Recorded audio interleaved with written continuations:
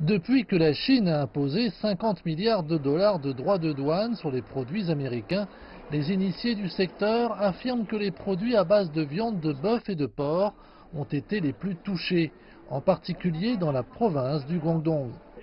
La plupart des produits carnés américains entrent en Chine via le Guangdong.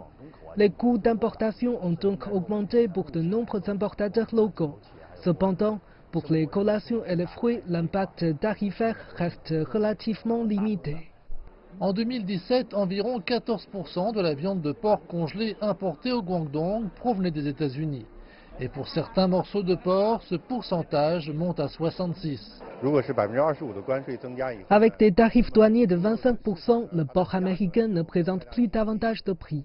S'approvisionner depuis d'autres pays comme la France ou les Pays-Bas est possible, mais les coûts seraient plus élevés. Les experts rappellent que d'un point de vue commercial, le prix est un facteur important. Malgré la logistique à longue distance, les produits carnés meilleur marché provenant d'une autre partie du monde occidental constituent désormais une option viable pour les importateurs du Guangdong.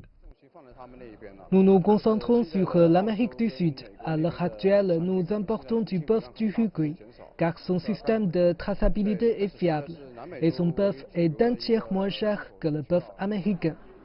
L'association locale d'aliments importés précise qu'elle a envoyé des délégations dans les pays d'Amérique du Sud pour négocier plusieurs aspects, tels que le coût du fret et les prix.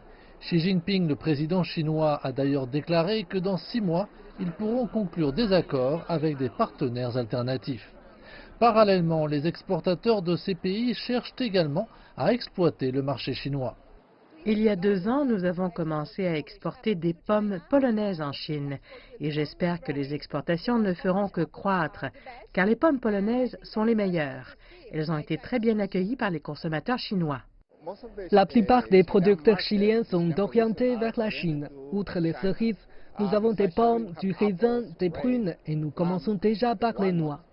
Peut-être que l'année prochaine, nous attendrons que le marché chinois s'ouvre pour nos citrons. Alors que le marché chinois est peut-être plus attractif pour les producteurs alimentaires étrangers, nombre d'entre eux espèrent des procédures d'enregistrement plus simples du côté chinois pour un accès plus rapide et plus facile.